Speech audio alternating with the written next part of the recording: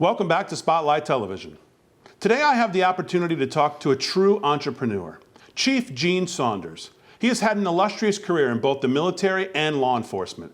He served 33 years with the Chesapeake Police Department, serving in patrol, training, vice, and even narcotics, where he was the chief investigator on several large multi-state international drug and organized crime conspiracy investigations. In 1999, he founded Project Lifesaver International, a program designed to protect and quickly locate individuals with cognitive disorders who are prone to the life-threatening behavior of wandering. His vision, innovative approach, and sheer determination turned an idea into a successful nonprofit organization that has gone on to save thousands of lives. His inspiring best-selling book, Deploying High, The Man, the Mission, and the Story Behind Project Lifesaver International, was released on Amazon on March 15th of this year and quickly resonated around the world, turning the book into a #1 bestseller in 4 countries. A dedicated public safety professional and a hero responsible for bringing loved ones home, please welcome to Spotlight Television, Chief Gene Saunders. Chief, welcome to Spotlight Television. Thank you. Glad to be here. It's great to talk to you again, and as I think I said to you last time, thank you so much for a lifetime of service to the community, to the country, and everything you've done. I want you to tell the audience who may be seeing and hearing from you for the first time a little bit about your background. Well, graduated in 1963 from Northview High School in Norfolk, Virginia. Quickly went into the military, serving in the National Guard for about 14 years. In 1968, after going through a number of other jobs, I guess trying to find myself, I went with the Chesapeake Police Department. I served there for 33 years, as you said earlier, in a number of different commands, including the SWAT team for 23 years, which I had the honor of commanding. In 2001, I retired from the police department to take on Project Lifesaver full-time, which I had founded in 1999. So were there circumstances, you were getting to the end of your police career, you were retiring, but were there any other circumstances that led you to founding Project Lifesaver? What was it that said to you, this is the next thing for me? Well, you know, I think it was a couple of things. When I was with the SWAT team, we were also responsible for search and rescue. And then later on, I became the chief of search and rescue for the Chesapeake Sheriff's Office in Virginia as a volunteer. One of the things that I noticed early on was we were having a lot of searches for Alzheimer's patients. And at that time, there was not a lot known on how to search for them. So we used the old tried and true methods, which did not work very well. We had a lot of searches, many of them very unsuccessful, which kind of bothered me. I kept feeling like there's got to be a better way to do this. You know, I learned not too long into it that the clock was working against us with them. So I just kept investigating different things. And finally, one day, the sheriff sent me a brochure on wildlife tracking. And I guess, you know, some people call me that I'd had an epiphany. I feel like, well, no, I just saw a good idea. I said, if we can do this with wildlife, can we do it with people that we identify that may wander? Contacted the manufacturer, worked out some things with him, got it placed into a bracelet, got some funding from a local hospital, and we kicked off the pilot program to see how it would work. Wow, that's amazing. So what components now are utilized by Project Lifesaver? Like, what did you bring over that wasn't there before? You said your experience was you were kind of disappointed in what you were doing. So I don't know if you can get into specifics, but what components are utilized now by Project Lifesaver that enable first responders to have better success rates? Well, I think one of the primary things, other than the equipment itself, is training. We train the first responders not only on how to use the equipment and search patterns and methods to use the equipment and locate the radio signal, but also how to recognize and be familiar with the disorders they're going to deal with, such as autism and Down syndrome and Alzheimer's, dementia, because we feel like it's important that they be able to interact with them and deal with them. I kept telling everyone that finding them is only half the situation. Now you got to get them home, and that's not always an easy task either. Dementia patients, Alzheimer's, can become belligerent. You have sometimes autistic children that don't understand or don't want to cooperate. So I think that's one of the most important things we have other than the actual location of the subject and bringing them home. Teaching the first responders how to deal with the disorders. Yeah.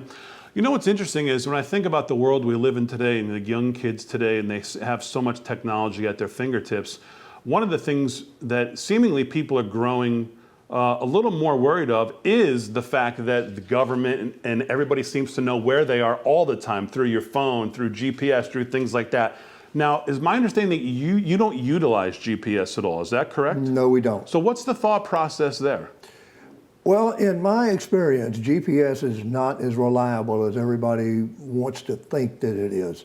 And I use the example, if you have GPS in your car, or a satellite radio for one thing, let's go back to the GPS in your car. How many times has it failed to give you accurate directions?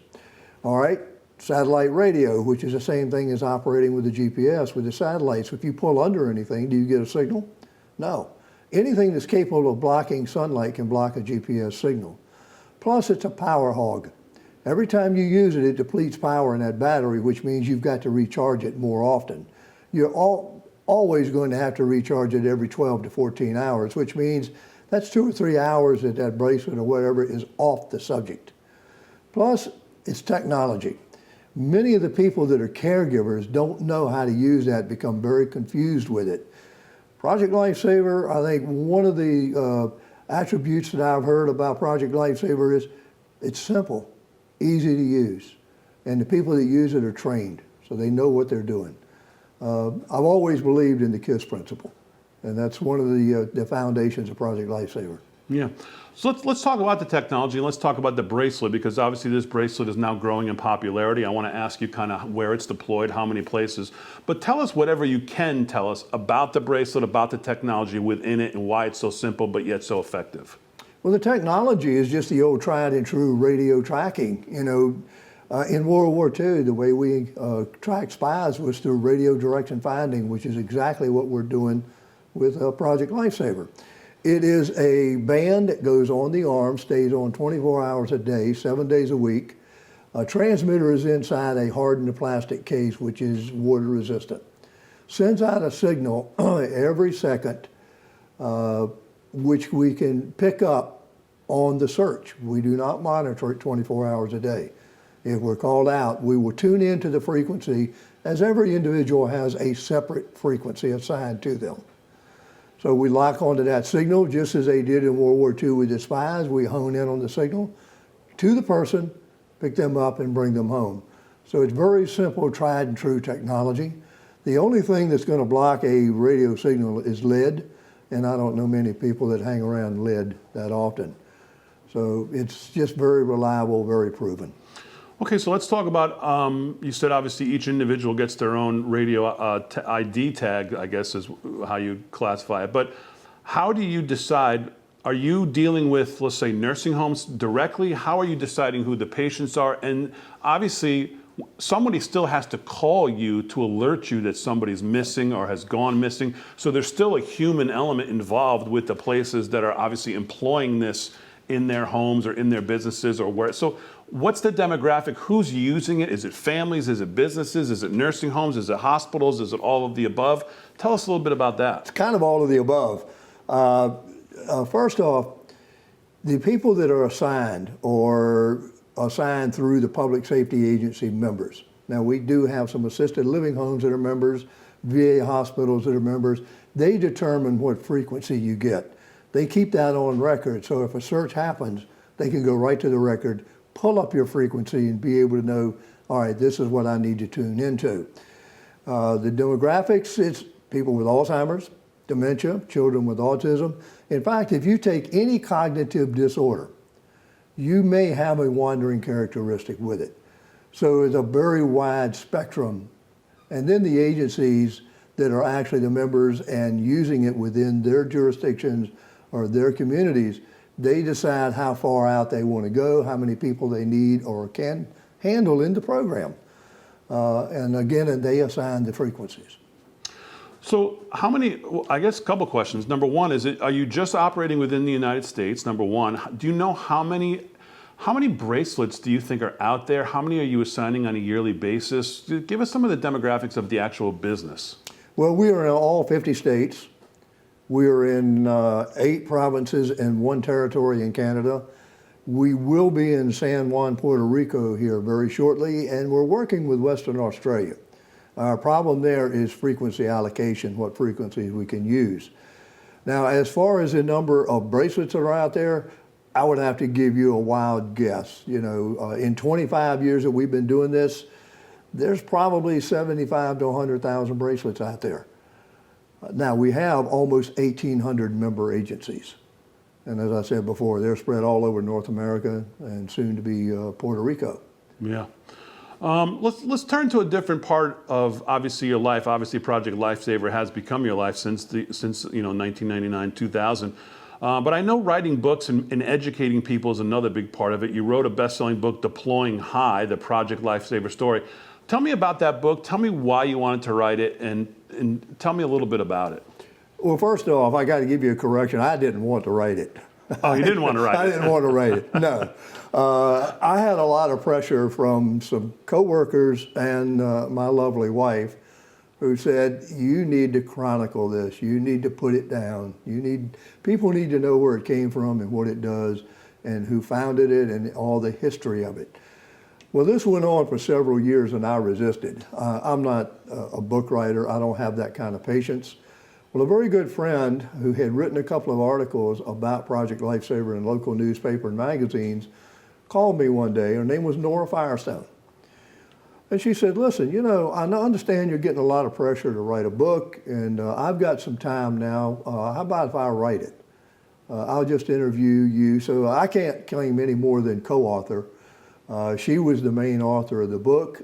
She put it down and wrote it, and that's where it all came from. Yeah, but still such an important story, like you said, to get out there, because it seems like, I mean, when you think about what we do with the lengths we go to our pets to know where they are at all times, you would think something like this is so vitally important. And when you look at the kids today who are on the spectrum, how we've changed the number of people that are on the spectrum of autism and things like that, it would seem like this is such an important thing that it's only going to get bigger, that there's only going to be more people who are looking for something like this. What are some of the challenges you see for Project Lifesaver still today that maybe you've continually tried to tackle, and what do you see what is the future problems?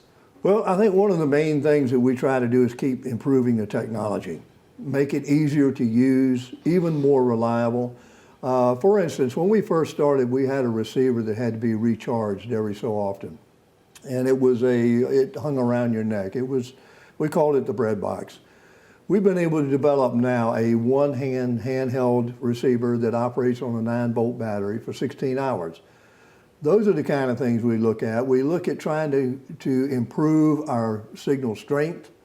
We are hampered somewhat by power sources because you can't put a wieldy bulk item on a person and expect that they're going to keep it on. So that causes some limitation problems. Now, we are looking at technology that will not only be able to let us track the person, but know when they go with sensors inside their residence or wherever they're at.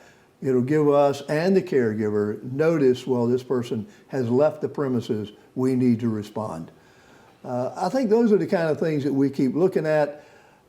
Training, we keep trying to learn from the things that are happening out here, from our after action reports, to keep improving the training, hone in on the things that we may see as a weakness, and just continually improve our equipment, our training, and the overall performance that we are able to give to the member agencies. Yeah, what's the response been like from other emergency personnel, police, firefighters, people like that? Do you hope to expand into even a bigger relationship with that community? What's the response been from them? Are they using it? What's that been like? Given your background, obviously. No, it's been excellent.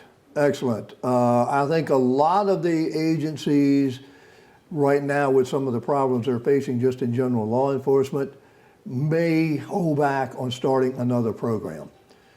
But when they see the overall effect of it, not only the effect of serving the community and being able to locate a lost or cognitive disorder person quickly, but more efficiently and less costly.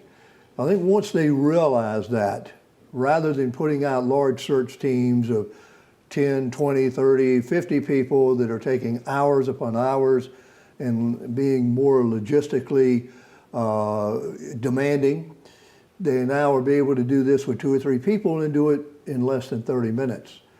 Once they catch on to that and they understand what is going on with the program, they become very, very responsive. We are a well-kept secret. We don't have the kind of funds that we can do large advertising on major networks. You know, at 7 o'clock you see a major commercial for a nonprofit. We don't have that. So everything we do is pretty much grassroots or something like we're doing right now, or magazine ads or demonstrations or talks to the public. So our word has spread through that kind of medium rather than large-scale TV or radio medium. And what about relationships with either local politicians, state legislatures, governors, people like that? Has there been any outreach to them? Do they know about you? Is there more outreach needed for them to find out about the work you guys are doing? I think that's a hit or miss. I know Florida is very aware, Arizona is very aware, Virginia is very aware. I think it becomes one of those, if we have access to a politician or are able to give our word and our message to them, I think it starts spreading. But as with everything else, you know, we're just one of a number of things that are going on. I think once, as I said earlier, once they realize the cost effectiveness and the reliability and the proven record of the program, it becomes easier for them to accept it and want to participate in it. Right. So you talked a little bit about the future. What's the next big step forward you see for Project Lifesaver? Is it technology helping you guys advance further? Is it a new relationship? What do you think is the next big step for Project Lifesaver? All of the above. Yeah. Everything you said. Keep improving our technology. Keep improving our training. Keep improving our message and trying to get it out to more and more people to know about us and have influence and able to adopt the program. You know, one of the things they look at, well, what does it cost to adopt the program? Well, it's hard to say you're going to pay for this program with the very first search. It costs about $4,500 to start the program in your community. Well, when you start breaking that down into what does it cost to search for somebody, you've paid for it on the very first search that you go on in spades. So if someone could come to you and say, and I guess if someone came to you and said, Chief, I could get you to whoever you think the next big group you need to be with, I can walk you in the door. Who would that be? That's hard to say. I mean, you know. If you went to a state that you had no coverage of yet, you can't. We don't have any of those. We're in every state. You know, what I would like to see, right now we have to charge organizations to join and to get the equipment and to spread it in their community. What I would like to see, and I don't know if I'll see it in my lifetime or not, is that we don't have to charge anybody anything. That we can start an agency at no cost, we can train them at no cost to them, and they can implement the program in their community at no cost to the community. Right now, we can't do that, but that is a hope. That's what I would like to do. That probably is my biggest wish, that maybe we would find somebody that would help us in financing that kind of endeavor. There's people in the world that can do it, but we haven't been able to reach them yet. So obviously every search is meaningful, every search, every second matters. Do you remember a search or maybe a phone call that you got if you weren't involved that stands out to you since you started this project? There's two that really stand out. I'd have to say the very first one that we ever did stood out because, let's face it, right then, that was where it was going to prove or disprove my theory. We rolled in. We actually located the gentleman in 1.5 minutes in a stairwell of an apartment building in a locked closet. Why he locked it when he went in there, I have no idea. But in 1.5 minutes, it proved a theory that it would work. It would work well. And then there was another search, and there have been many, I mean, we're over 4,000 now. In Tuscaloosa, Alabama, that I remember vividly, in that they had a Down syndrome subject, and they picked up a signal, and it was kind of intermittent. They did hone in on a riverbed with high embankments on either side. They actually had to go airborne, and they got the signal, and they found the subject had become entangled in vines, had fallen over the side, was hanging upside down on the embankment. So I feel like, you know, that was a very important one, or meaningful, or landmark, whatever you want to describe it. But there's been a number that I could probably sit here for the next 30, 45 minutes and tell you about searches if I could remember them all. Yeah, and of course, obviously, every search has been the most important one to some family or some member. So that's the most important thing. If somebody could just walk you into a meeting, who would it be with? Somebody that deals in technology and would appreciate the technology we use and how we use it and the simplicity of the technology. That would be the kind of person I think might be more interested in assisting us. I don't know of anybody else, you know. So you're really looking for more assistance at a top level to then take it to the places that will use it. You're not looking to get to the individual places one by one and hope that we do that spreads. now. You're doing that now. Yeah, well, I mean, we go out now and we meet with police departments, sheriff's offices, VA hospitals, assisted living. You know, I think if in view of the question you ask, I think, you know, who would be the person that would really put this over the top? Elon Musk. That's the kind of person, you know, that deals in technology, interested in technology and what it can do for the communities. That's the kind of person, you know. One of the things I found when we put in for grants, I think a lot of these foundations that give grants, they point their funding to certain things and they don't understand what we do. As much as you try to explain it. Bill Gates Foundation, Melinda Gates, you know, they go for arts, hunger, and those kind of things. You put in, say, okay, this is what we do, blah, blah. You just kind of get shuffled off to the side because they've already decided what their favorites are. So we don't fit into anybody's mode.